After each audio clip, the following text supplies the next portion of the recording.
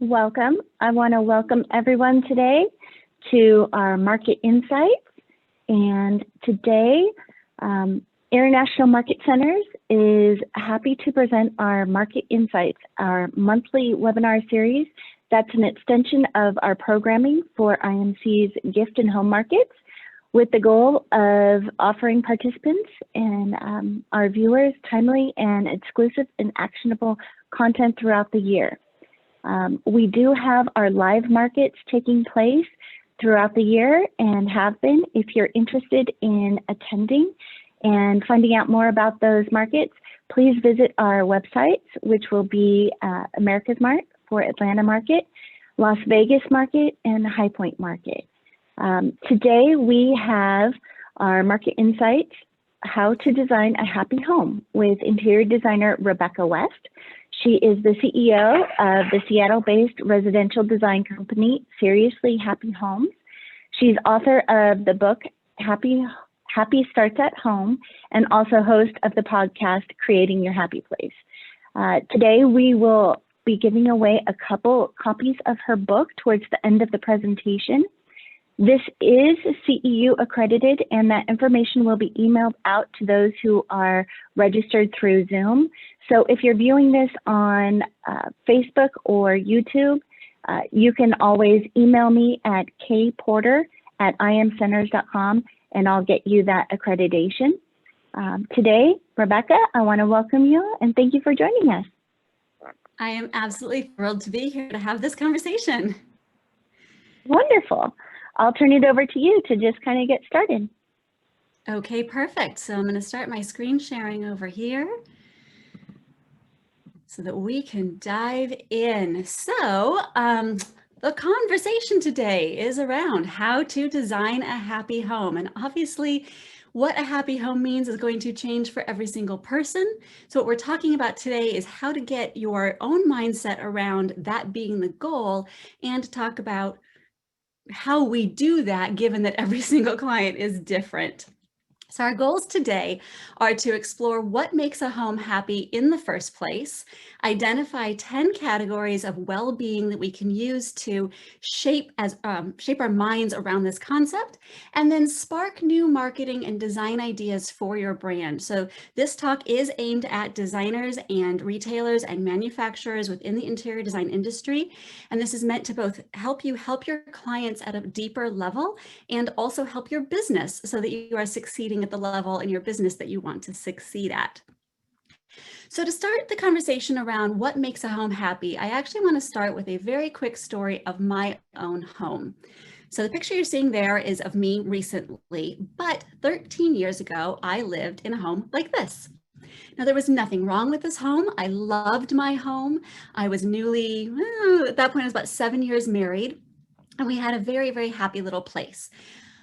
Until one day we got divorced, and that turned my house into a haunted house because he moved out, but he, left all the memories in the house that were there, and not just the memories, but the tangible representations of those memories. And I got so tired of living in this space that kept reminding me of the failure of my marriage. I just felt miserable. So one day I just couldn't take it anymore, and I went to the garage and I got some old paint. And I started making some changes that I'm going to show you a picture. Were not good design decisions. I called it the angry phase. I painted my ceilings black. I did this horrible faux finish on one wall. It was really bad. Like, I couldn't live with it. But the great thing about going through that experience was it gave me permission to actually transform my space intentionally. So then I bought all new paint again. I sold all my furniture on Craigslist, and I bought all new to me furniture. And I created my No Boys Allowed space. It was just a space for me, a female who keeps my home really, really tidy. I got rid of the TV. I even sold our queen bed, and I bought myself a twin bed. It was a bed for one. Again, nobody else was going to be sharing the space with me if I had any say over it, at least during this chapter. And all of that transformation allowed me to see my future, to move forward. So like I said, I had a happy home, I got divorced, I stayed in the home. That made my home unhappy because of all the triggers and cues that were around me. I transformed it and enjoyed my home again. And this is me today. I'm not in that house anymore. I am not in that marriage anymore. I am in a new marriage and in a new home. But that experience of transforming my own space helped me understand that interior design doesn't just have to be about throw pillows for rich people. It can actually help people. And experiencing that for myself launched a book and a career that has now been going on for 13 years, helping other people love their home or love their home again, depending on what changes have happened in their life. And I've discovered over the years of doing this with this mentality of how can I create a happy home for somebody, that it really does affect how we engage with every single day that we're alive. It makes it easier to get dressed in the morning when your home isn't fighting you. It makes it easier to prepare healthy meals or enjoy family time. It makes it easier to exercise because the things you need are close to you and the things you don't need aren't even there. And as I discovered, having a happy home makes it easier to start over again because our lives are filled with struggles and challenges and changes, and our home has to keep up with us and be supporting the next thing that is a goal and a marker of success for ourselves. It changes over time.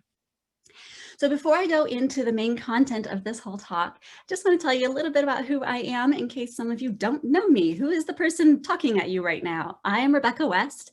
As she mentioned, I am the CEO of the interior design company, the residential interior design company, Seriously Happy Homes here in Seattle. I'm the author of the book, Happy Starts at Home, which we'll be giving a couple copies away later. And I am host of Creating Your Happy Place, which is a podcast about how we create a happy home despite the obstacles that sometimes are in the way. I am also an interior design business coach. So if anybody out there feels like they want to follow in my footsteps, creating a residential company that is helping real people create real homes, I'm here for you. With all these things, what I'm really good at is just turning big goals like new kitchen or new business into actionable steps. And that's what I'm hoping my content here today does for you. It takes these big ideas and turns them into practical, actionable things that you can do in your business and for your clients. So the premise of all of this stuff is design psychology, which means we better know what the heck design psychology even is. And really, it's the very simple relationship between a space and the people and maybe pets who are in the space. And the idea is that we're keeping this in the forefront of our mind, trying to explore how a space might be affecting the well-being of the people who are in it, with the goal of improving the well-being of the people who are in those spaces. If we don't take some time to consider and get good at design psychology, we might miss a chance to give our clients a home that's going to truly support their unique and particular life, the goals that they have, and miss the chance to help them use their home as a tool for living the life they want. And it is up to us to help them connect those dots. A lot of times people just come to us saying, I want a new bathroom, but they don't necessarily get past, I just want it to look better, when in fact, it can really help them start and end each day better.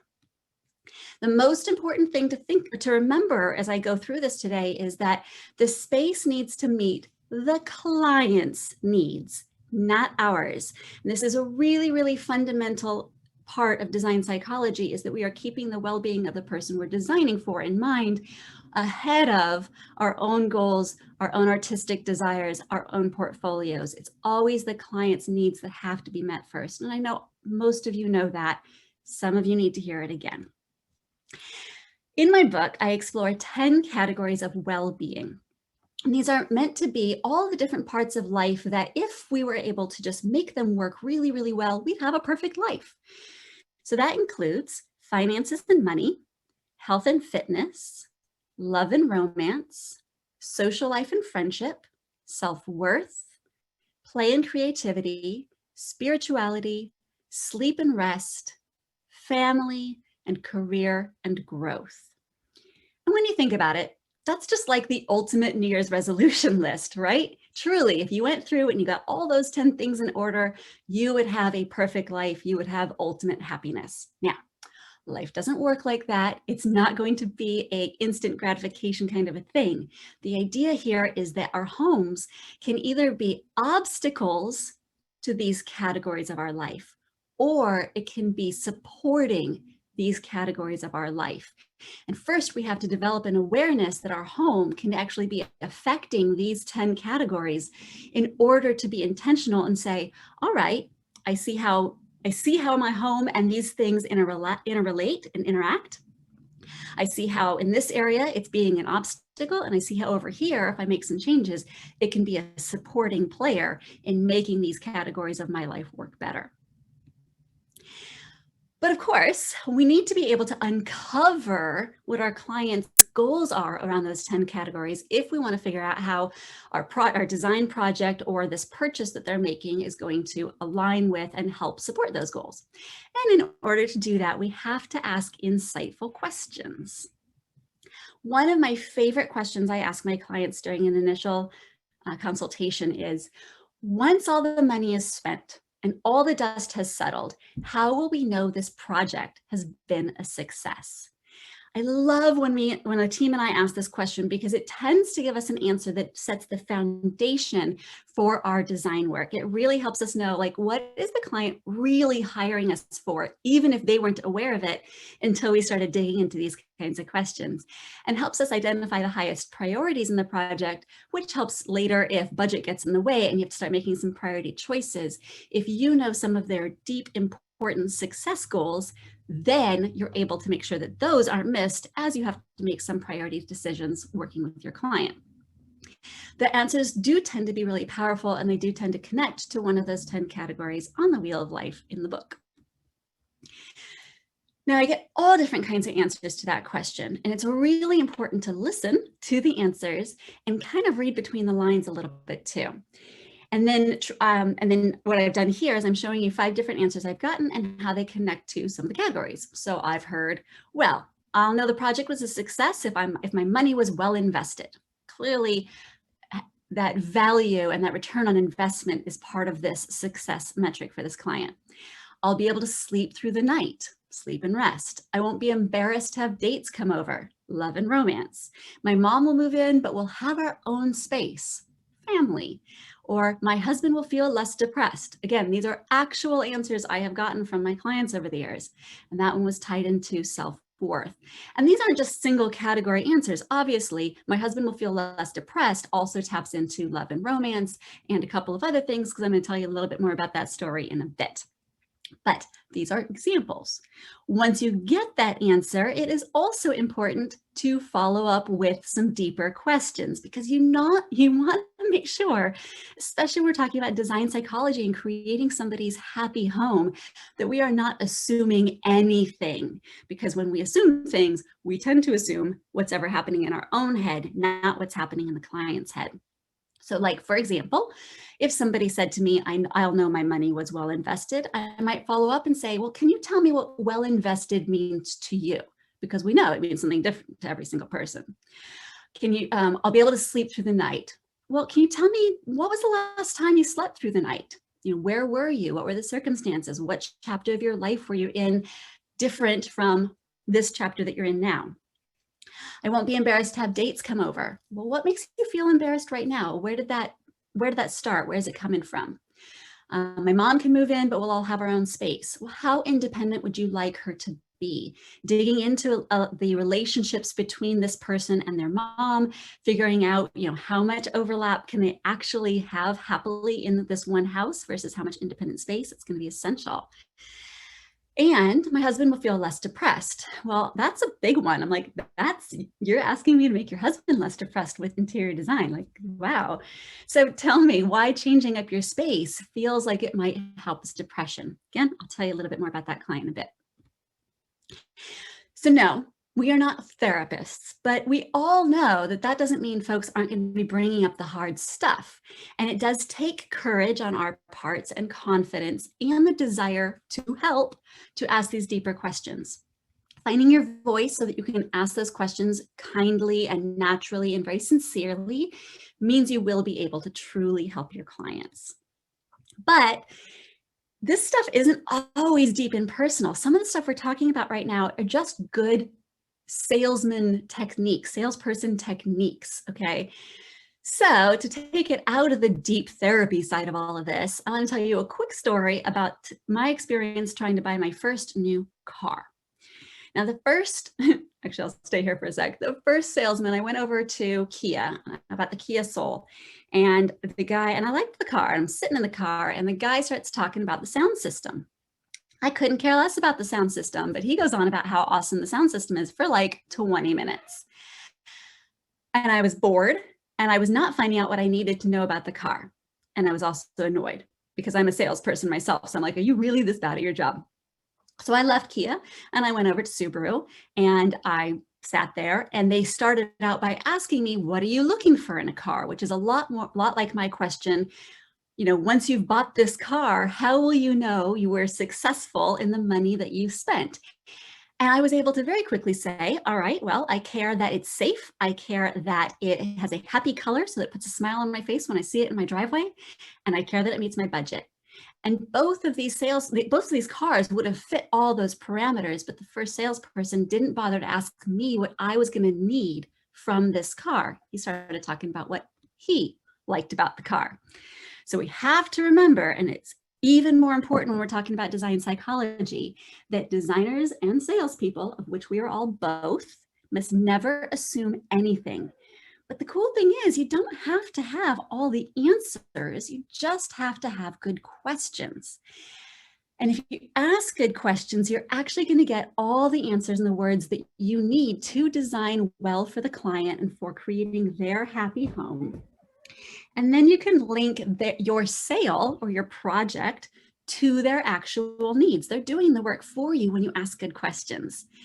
Then you can just reflect back the words that they said to you. If you're like, well, what would make your home happy? What are you missing right now? And they give you those answers.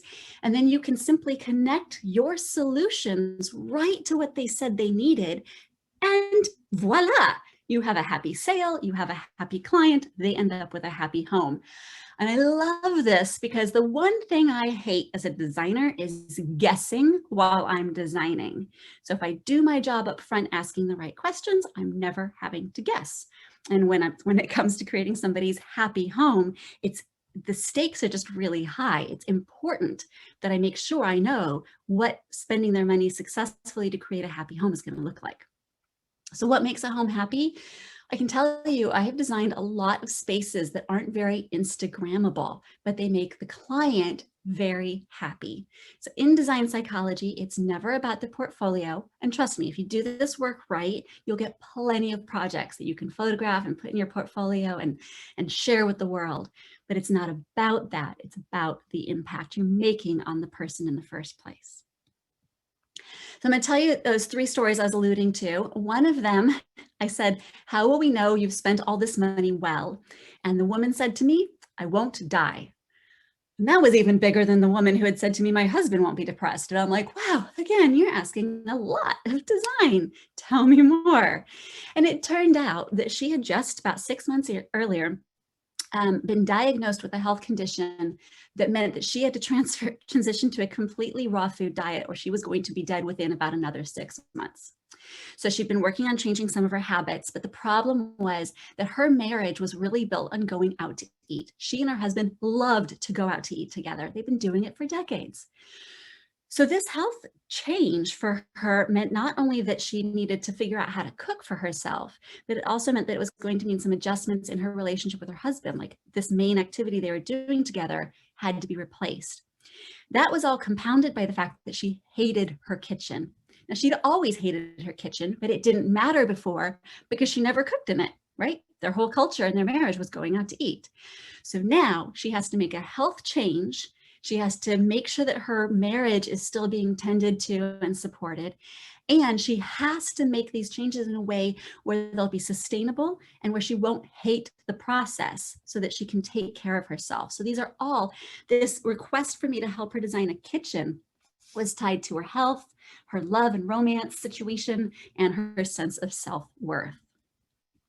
Another client, when I asked, what's a mark of success for you here? How will we know that this is going to be a successful project for you? And she said to me, I won't feel like I'm just a mom. I'm a lawyer too. And obviously, I just want to throw it out there. There's nothing wrong with being just a mom, in air quotes, right? A lot of people find it incredibly fulfilling to really focus and dedicate all their love and attention on being a mom. This person had come out of being a lawyer, and then when she chose to have children, it was important to her to have the balance of her career and her family.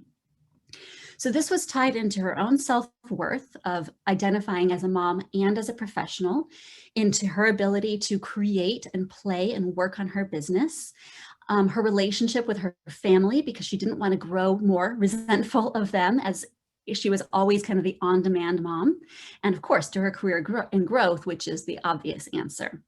What we had to do was carve a space out of her home in order to give her that career space so that she could still be working from home, like we all are now, but able to tend to her career and her family equally.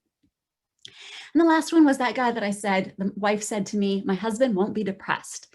So this one was one where I came over and I was asked to integrate this massive TV that she had just bought for their living room.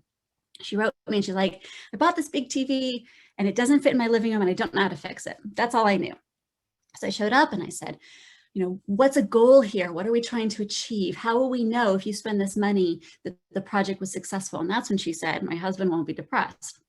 So it turned out that her husband had recently been laid off from his job. And so now he was spending all of his time at home. And we all know how staring at our own walls can drive us a little crazy now that we're in the pandemic. And it also turned out that he had actually felt embarrassed by their living room for a really long time because it was really overfilled with furniture. It was too full. So then they added in this TV. So the whole thing is just kind of, the walls are closing in around them. And she had bought the TV to distract him. He just went through this layoff. That sucks. So she bought the TV as a gift to try and distract him, give him something to enjoy. And then he hated the space and she hated the room and he still was depressed. Oh, that's a lot, right? So we redid the living room, which included getting rid of a lot of furniture, using color very cleverly to disguise the TV, a bunch of stuff. What was so cool is that afterwards he came to me and he said, I love what you did to our living room. I didn't think it would work. I would like to do my office as well. And the end of the story is that he ended up launching his own private practice from his home office. And of course, this is all connected to love and romance, the relationship between the two of them.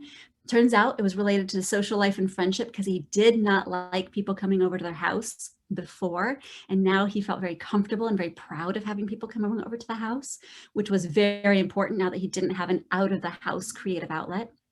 His sense of self-worth, his ability to be creative and to grow his career. Oh, these are the kinds of stories that make me so excited about being an interior designer, because if the meaning wasn't there for me, I couldn't be in this industry. But the work we do really can have a profound impact on the people that we are helping. So when we keep these 10 categories of well-being in mind and we think about how our work can help people, I find it really invigorating, and I find that it helps the work go deeper. Because really what we're doing is we're offering physical answers like a sofa to psychological problems and needs that people are having. And that's just so cool, in my opinion. Hopefully you're liking it too. But we can't offer, we can't offer physical answers to psychological needs if we don't uncover them, right? That's the job we have to do. So if they say, I want a new kitchen, rather than asking, okay, well, what do you want in your new kitchen? Be curious and say, well, tell me why you want a new kitchen, because this is the gold. This is how you're not only going to solve their problems, it's also, like I said earlier, how you're going to sell them on the design. Because if they said, okay, I want a new kitchen because my husband and I can't cook together in this space. Let's just say that was their number one goal.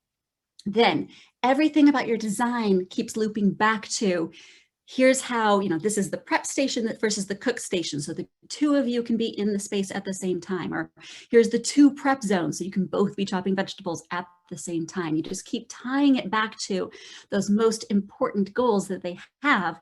And then how could they say no to getting the project done? Because it's going to help their life.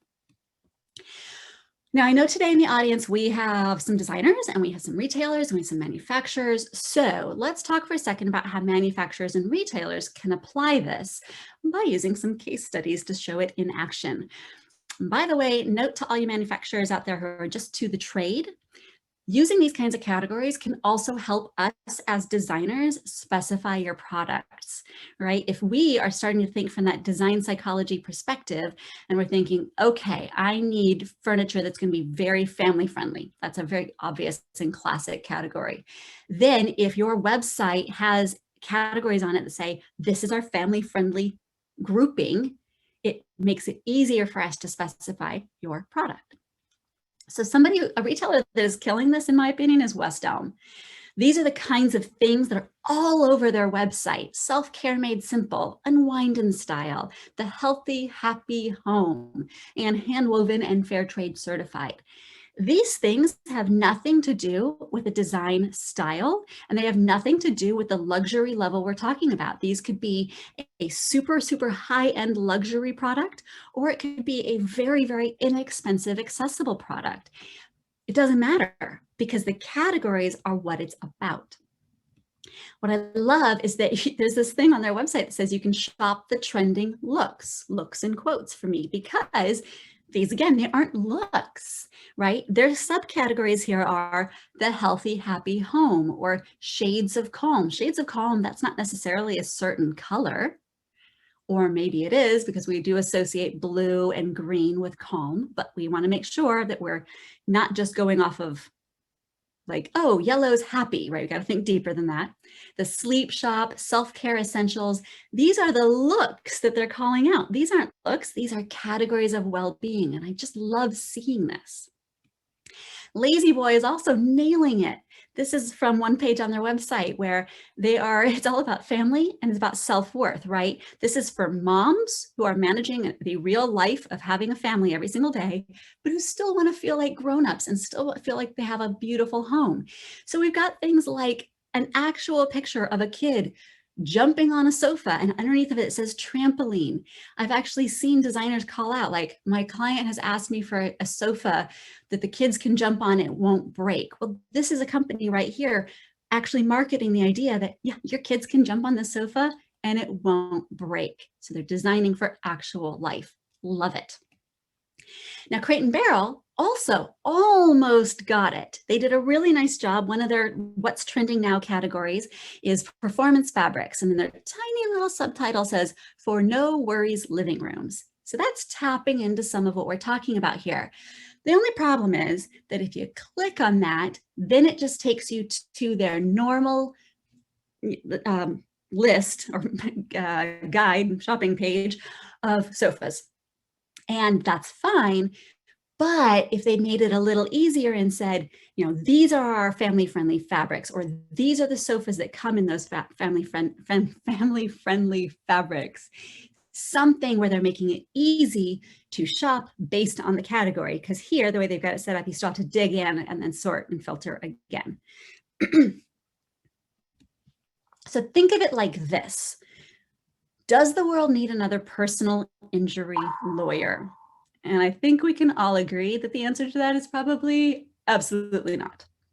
But I was listening to NPR a couple months ago, and I heard this ad for fightingformoms.com. And I was like, fightingformoms.com, that's really cool. And it turns out that it is Moran Kelly, a personal injury lawyer. So it's, she's in her ad, she's talking about how moms need someone in their corner. They have very specific needs. Their time is so precious and so limited, so scarce. They really need someone in their corner who gets it when it comes to personal injury cases. Another example of this is, does the world need another set of underwear? Probably not. But if any of you have seen the Duluth Trading Company commercials, they crack me up. I love them so much. The question is, did they solve a problem is most of the underwear out there being sold not comfortable? A lot of it is. There's probably plenty of really comfortable underwear. Or did they just market it better? So we actually are having two different conversations here. One conversation is what problems are out there that haven't been solved when it comes to creating a happy home? And the other is how can we market what we already do better with the mentality and mindset of creating a happy home and making sure that our clients understand that that's what we're helping them do. So thinking about design psychology, thinking about helping somebody create a happy home doesn't necessarily mean you have to revamp everything you've been doing. It just means both thinking a little bit differently and marketing what you've already been doing with this lens, with this mindset. So with all of that in our minds, does the world need another coffee table? I mean, no. If you just ask me that question, world definitely does not need another coffee table unless we start thinking of it up from a solutions-oriented mindset. So like work from home solutions or clutter solutions or multi-use solutions. Now each of these coffee tables has a reason for existing beyond, well, we made another coffee table. When you think about the categories, that work from home solution will be tapping into, for example, health and fitness. I, having worked from home now for a year, know that I spend a lot of time sitting in this chair. And after a while, that's not good for my mental health or my physical health. So having a couple of different work from home stations could be good for my physical well-being. My self-worth, again, do I have a space where I can work, even though I was never planning to work from home, and yet be able to put away my work? These kinds of solutions help with that. Play and creativity, I need to give myself a space to work and to color and to draw and to do puzzles, right? Family, maybe this is where my child is going to be studying for, doing their homework while I work from the work from home office. And of course, career and growth, work from home, that's an obvious category. Clutter solutions, so often that is about love and romance. This person's a clutter bug, this person needs all the piles put away. How are we going to make sure that both of these people are happy in the same home? Self-worth, clutter and self-worth don't usually go together. So how can we have all the things we need, but have a beautiful and tidy home? Sleep and rest, same thing. Chaos is not restful for most people. So how can we have all the things that we humans want at our fingertips, but not have to see it all? Multi-use solutions. This might be tapping into finances and money.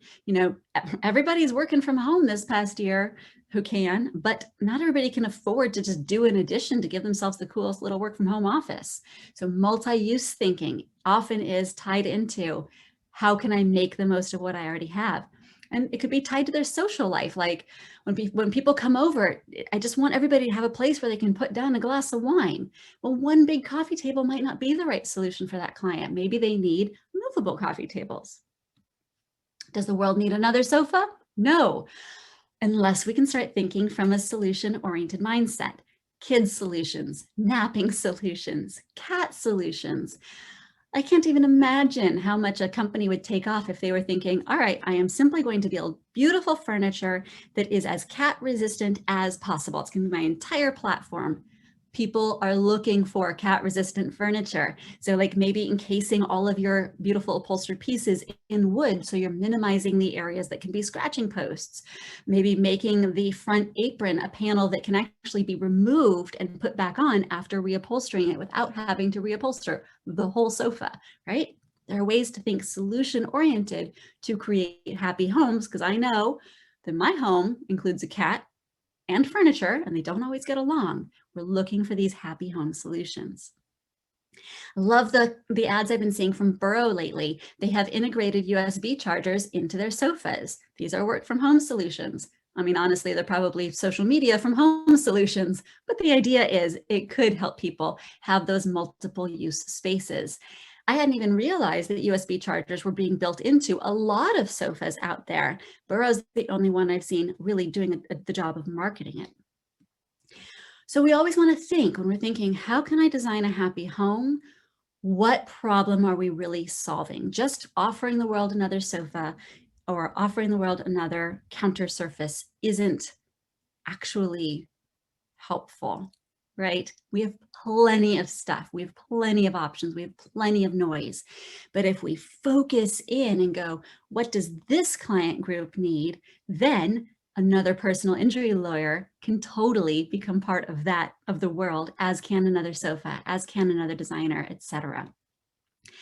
So the idea, the point here is that the solutions we're talking about when we're talking about creating happy homes are not necessarily new. Sometimes they will be new, awesome, but generally it's just about the language and the focus and tying our solutions into that measure of success. That's what's new. By asking good questions of our clients, like how will we know this project has been successful? Then we draw out that deep desire language of our clients. And not only does that help them feel a lot more confident about the money that they're spending, because they're like, okay, I'm spending this money, I'm getting this solution. It also helps make sure that your solutions really did address their deepest needs beyond having a pretty room. Because if we don't know what those marks of success are, then we can miss the mark simply because we didn't know we were supposed to be aiming at them in the first place. But when we are able to solve somebody's deep need problems, it feels so good. What got me really excited leading up to presenting this to y'all is that there was a quote that I saw in a recent Business of Home article about lead times, which are terrible. Oh my goodness. And Ray Allegrezza said, we've got to create messaging that makes a recliner as desirable as the new iPhone. It can't be just wood and fabric. It's got to be a story of comfort and security and safety and well-being. So the folks at the top of our industry are saying the same thing. This is a call to action. We need to make sure that what we're offering is more than a sofa. It's got to be a solution. It's got to be making their lives better in some way. In that same article, they talked about mattresses. They said the bedding guys realized all this a long time ago. They were like, we sell these white rectangles. How do people know the difference? And so now if I buy a certain mattress, he says, and then the other guy says, you're buying a good night's sleep. We've all heard that ad. I'm buying a good night's sleep. I'm going to live longer. I'm going to look better. I'll probably be luckier in love. All these crazy things, he writes. And then he says, and you know what? It's working. I really do see it as our job to help our clients connect the dots between their happiness and their home, because as I shared with you in my story of my own home 13 years ago, what surrounds us really does have a profound effect. And we get to be the people who help figure that out with and for our clients and help them be happier at home. So let's see all this in practical application again. Bloggers do this work for us a lot, right? Blog listicles like this one from the Every Mom. She curated a whole bunch of coffee tables, but she labeled this, of course, kid-friendly coffee tables. So she's going through and she's addressing, well, finances and money, right? Not every person has the formal living room and the casual living room because they don't have that big of a house, or not everybody wants the formal living room and the casual living room. So how do we make sure that the house we have is enough house? That's finances and money. Social life and friendship. How can I make sure that my kid-friendly living room is still adult-friendly when my friends come over? Self-worth. How can I make sure that I'm proud of the space that I have, even though it's mostly run by children? Play and creativity. How can I have a space where the children actually are taken care of as well as the adults? Big spaces they can draw on, soft things they can run into without injuring themselves. And of course, family, that one's a given. We can also use this when we're thinking about partnerships. I get really excited about this. This is one of my favorite colleagues down in Texas, Shelly Rosenberg. Her brand Acorn and Oak is all for universal design, and it shares the story and journey that she's had raising a Down syndrome child. So she is saying, okay, I've had this experience. I am working through figuring out the solutions so that my child and myself both have a happy and beautiful home. And one of the examples is this fabulous chair, the one in the lower left corner right there. It's a blue velvet upholstered chair. And you can see he's sitting in the chair, eating peanut butter right out of the tub. That's because that velvet is bleachable. It's super family friendly. So she can have this beautiful home, but she doesn't always have to be saying no to her child. He can live actively in the home every bit as much as her other children and the adults as well. So this is tapping into her own self-worth, but also his self-worth, not growing up in a house where everything was out of touch for him, taking care of family and allowing for play and creativity even while having a beautiful home. So when you're thinking about being a retailer, a manufacturer, a designer, and then there's the client, all of this is a relationship. And as a manufacturer or retailer, if you're creating things that can help with, for example, universal design, seeking out designers who are doing a great job of telling the story of creating a happy home so that they can provide your solutions to fellow like-minded people, that's where this really gains some traction and some power. And then we can use this stuff to just think about marketing pivot points. So the sliding door company is somebody that I enjoy, and this isn't one of their ad campaigns, but with the whole pandemic, I was thinking, well, you could totally pivot and say, our product is for when you want to be alone together, because that's what we're all going through right now. That deals with social life and friendship so that you can see the kids, but you don't hear them as much and they're not right there in your space. Self-worth, being able to divide and conquer these rooms without losing all the light, taking care of your family, creating restful zones and spaces within your home. And if you're using this for a work from home office, developing your career and growth. So always thinking about what is going on in the world right now. What pain are people experiencing, and how can the products I already have help solve this pain point? Like I said earlier, we offer physical answers to psychological problems and needs. So it might be as simple as grouping your existing products into wellness categories, just like you would a color or a style category. It might be as simple as sharing the pros and cons of whatever you've sourced for your client, couched in wellness terms. And yes, I did write that without meaning a pun, and then I saw the pun and I love the pun. And it might be as simple as starting to think in terms of the question, how can my design improve this person's quality of life and give them what they truly want? And that can seem like a really big question, but remember, the answers are just through physical changes in their home. You're not being asked to be a miracle worker. You're just being asked to dig in to their needs and then provide solutions to those psychological needs. Another similar question, how can my design or product improve the odds that my client will be happier? Again, it's not a magic wand. We're not going to give them this one sofa and suddenly their life will be perfect. But if the sofa they bought for themselves, like happened with one of my clients, was expensive and she spent a lot of time choosing it and then she got it and it was totally uncomfortable. So now she had this massive thing, when the first thing you could see when you walked into her house that made her feel terrible about herself from a financial perspective, like I spent all that money and I hate it and I never sit on it. And terrible about herself from a trusting herself perspective, like, well, I made that terrible decision. I can't trust myself now to make good decisions.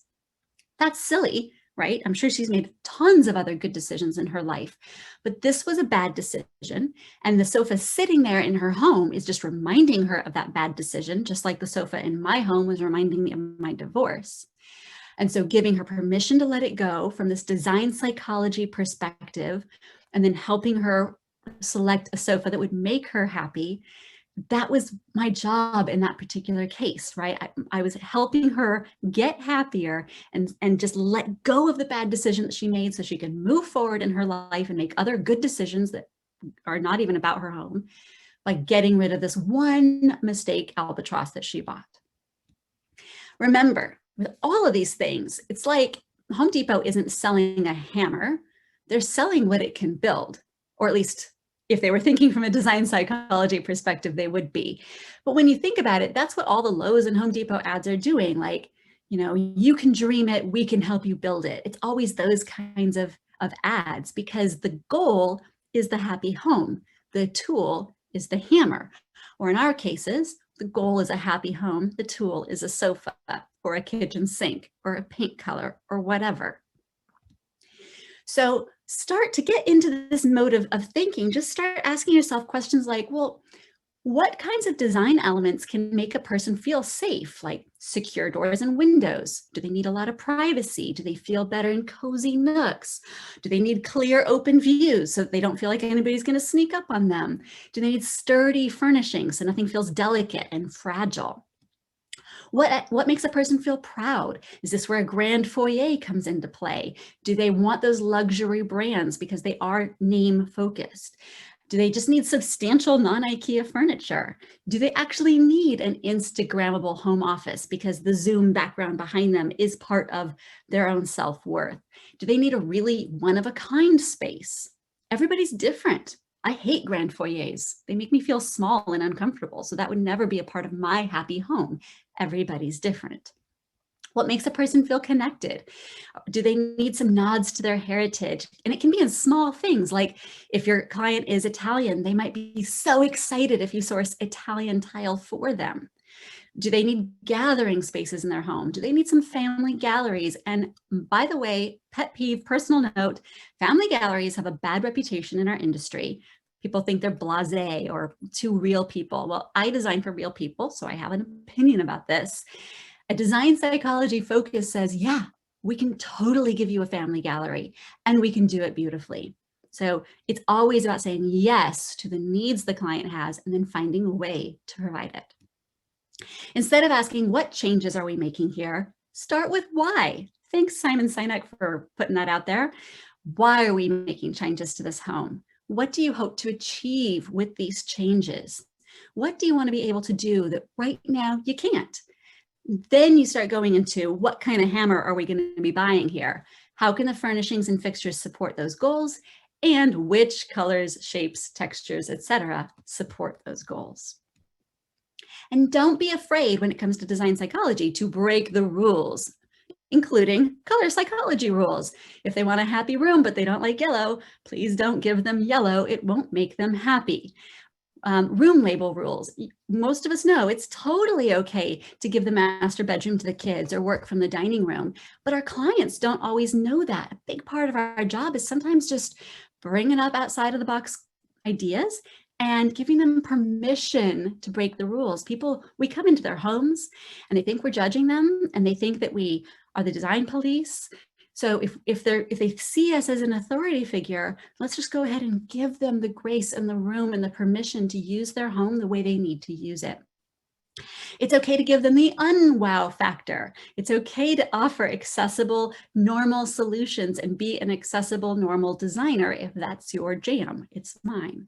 And instead of expanding the client's idea of what's possible all the time, which we need to do, sometimes it's okay to just help them see what is very simple and very possible, because that can bring their blood pressure down so much. And they're like, oh, that part was easy. Now I feel ready to take on this harder part over here. And like I said earlier, don't feel like you have to have all the answers. Just have good questions like, imagine yourself living in your new space. How do you spend your time and with whom? How would you imagine that your home's going to make it easier to live like the way you want to live as compared to your home right now? And even if budget isn't a constraint for your clients, which for most of us it is at some level, you can use the idea of budget constraints as an opportunity to limit choices to only the most important priorities. Like, if we could only X, Y, or Z. This is a great exercise to use with your clients so that when they start out by saying, oh, we don't have a budget in mind. Well, they always do. And at some point, it's going to rear its ugly head. And if you've done this early work of understanding their most important priorities, you'll be able to help them jettison the things that aren't supporting those goals as strongly and help them make sure to keep the things, even if they're the expensive things, that are supporting their goals. And don't be afraid to ask the client what they've already thought of. It's totally okay to make your client a collaborative partner and use their ideas as a springboard. Plus, the extra bonus of design psychology is you can use it to get results with couples. Like you can say things like, John, Beverly says she needs a room of her own to grow her law practice. Now, that would mean sacrificing the music room. Would you be okay with that choice? You're bracketing the decision he needs to make in terms of her well-being and happiness, and assuming they love each other. That can be a great way for somebody to see past the obstacles that they are putting up. Or if one client wants a beach theme and the other's like, oh my God, no, you can dig into the story behind the theme. Like, Beverly, John wants to relive your beautiful honeymoon right here at home. Can you tell me what it is about most beachy themes that you dislike? Because there's almost always common ground that you can uncover. And then if you're working with a couple and one of them's like so not on board, you can win over naysayers with opportunities to leave the clients in a better position. Maybe you help them not add an addition, right? You make better use of their footprint. Or maybe you help them reuse a piece of furniture they didn't think they liked, or you help them let go of those albatrosses that they've already purchased and develop a plan for how to shop better in the future. That can help win over a member of a couple who's like, oh my God, I can't believe there's a designer in my house and they're just going to spend all their money. Design psychology can help your clients have a happy home and a life. It can help you market your already good products and design ideas. It can help you develop new products and designs with your clients' well-being in mind. And it can help you win over design skeptics by connecting practical application with beautiful design.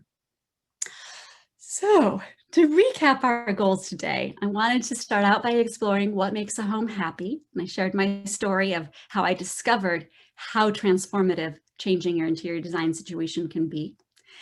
I wanted to make sure we identified 10 categories of well-being so you can start thinking in terms of those categories and spark new marketing and design ideas for your brand so that you are both helping our clients be happier and helping your business be happier. Now, before we go, and we're going to go into a little quick question and answer session, anybody who was like, oh my gosh, Rebecca, you went too fast, don't worry. I am happy to share the slides with you. You can email me at rebecca@seriouslyhappy.com. I'll send them your way. Also, anybody who attends any of my webinars gets the opportunity to get 50% off of their first quick fix coaching session with me, which saves you $75. So anybody who would like to continue this conversation as it relates to their company, you can schedule that at seriouslyhappy.com and you can use the code MarketInsights21. I just realized I haven't set that up yet, so give me 20 minutes after the session and I'll make sure that code is live. And I'm giving away 3 quick fix coaching sessions. So anybody who would like to win one, just make sure you're one of the first 3 folks to email me with your 3 favorite takeaways from this webinar. And the first 3 people that email me will get a full quick fix coaching session with me. And last but not least, and then we're going to go into our questions. I love being friends with y'all. So find me on Instagram at @BeSeriouslyHappy. And that's it for me today. I'm going to turn it over to Kimberly in case we have any questions we'd like to answer. Hi, Rebecca. Okay, so our first question is, what qualification does one need or have you achieved to be an expert in design psychology? I love that question. So what's really interesting to me is a lot of designers are second career people, as we know, and a lot of them got a psychology degree in college. And I am super jealous of those people because that's awesome. So obviously, if you're starting out in that place, or if you have past work experience as a teacher, a therapist, or anything, awesome, leverage that, like talk about it in your marketing. For myself, I ended up taking a certification course that no longer exists. I did that maybe 5 or 6 years ago. I do find that most of the certification courses out there are really focused on simply like color psychology. What associations do we have with yellow or red or whatever? So if you do take a certification course, be prepared to dig further on your own. And so ever since, I've been reading every article I can get my hands on. My entire book is about design psychology. I have yet to find a really thorough program out there that is just focusing on this. So it's going to come from an interest. It's going to come from courage, applying these kinds of questions and working it into your processes. And then it's just about caring. I really think that most of this comes from caring enough to ask the questions in the first place. Which out of your top 10 list of what makes a happy home, which one do you find most people are focused on or need help with? Oh, I love that question. I think top of my mind, I'm going to go with both love and romance and family, but lately hugely around career because of all the work from home situations, right? So the answer that I would have will definitely depend on what's going on globally and also on a micro level within the family. But a lot of times it's like, I want to cook with my husband in this space, but right now, every time we're in the space together, we want to kill each other.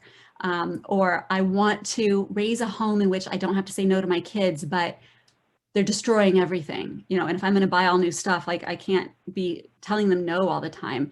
So I think when it comes to interpersonal relationships, that's where I see a lot of the design psychology come up, and trying to balance the needs of the different people that share the same space. In an industry that is quickly being diluted by all the new players in the game, which is nothing wrong with that, how do you stand out? That might be my most favorite question ever, because what I get most excited about as a business coach is that I truly, truly believe there really is room for all of us in this industry, and that we can be colleagues instead of competitors. But the trick is we've got to get much, much clearer on, first of all, who we serve. But that's such a kind of a low-hanging fruit. Like everybody's like, who's your target audience? So yeah, that needs to be figured out. But there's so many ways to distinguish ourselves. So one of them is very simply geography. I work within 10 miles of Green Lake for all of my, Green Lake is a tiny little neighborhood within Seattle, within Washington. So I work within 10 miles of one lake in Seattle. So that's one way that we can really distinguish ourselves. And then I refer out work all the time to my geographically local colleagues when they're out of my zone, when the client's out of my zone. Our design style and aesthetic is obviously one of them. So really saying, what I love is I love traditional motifs with layered textiles, like shout it out, call it out. What I just described, I don't really do. I don't do it, and I don't do it well. So I would be better, my client would be better served with me connecting with a colleague who does that. Distinguishing ourselves based on the services we provide. For example, I do not execute my projects. We only do design in my company. And then I have said no to clients, or just had them move on to a referral when they're like, yeah, but I really want project execution. I'm like, that's awesome. And you should. And if you can afford it, you should pay for it. And here are some of my amazing colleagues who do it. So how we provide our services, what the actual physical takeaways are for our clients, how we work when we work, our personal personality and vibe, our geography. There are so many ways for us to distinguish ourselves from each other and become colleagues instead of competitors. And then the other thing is we've just got to keep our eyes on our own homework, right? Don't be worrying so much about what each of the other people are doing, because in theory, what they're doing is right for their audience, not for yours. And you've got to find your own path that's going to resonate with your audience. Oh, I get super excited about that. Like I could talk about that for a long time. So thanks whoever that was for that question. It's wonderful. As we mentioned earlier, we are having a few giveaways of Rebecca's book, and I will be emailing those winners later, right after this presentation.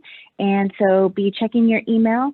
Also, we will be sending out the CEU information and a link to rewatch this presentation later today as well. You can visit our YouTube channel or our Facebook channel online, our social media, and you'll be able to see the presentation there.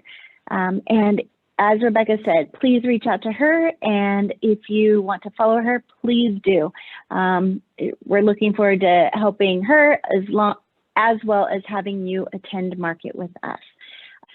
Well, we thank you all for joining us today, and thank you, Rebecca, for just giving us some tips and insight, and just allowing us a view of how to make our home more happy and our clients' homes. We welcome you to join us on site at Atlanta Spring Market, Las Vegas Spring Market, which is now in April, and High Point Market, which is in June. If you have any questions, please feel free to reach out to me. And thank you. Have a wonderful afternoon.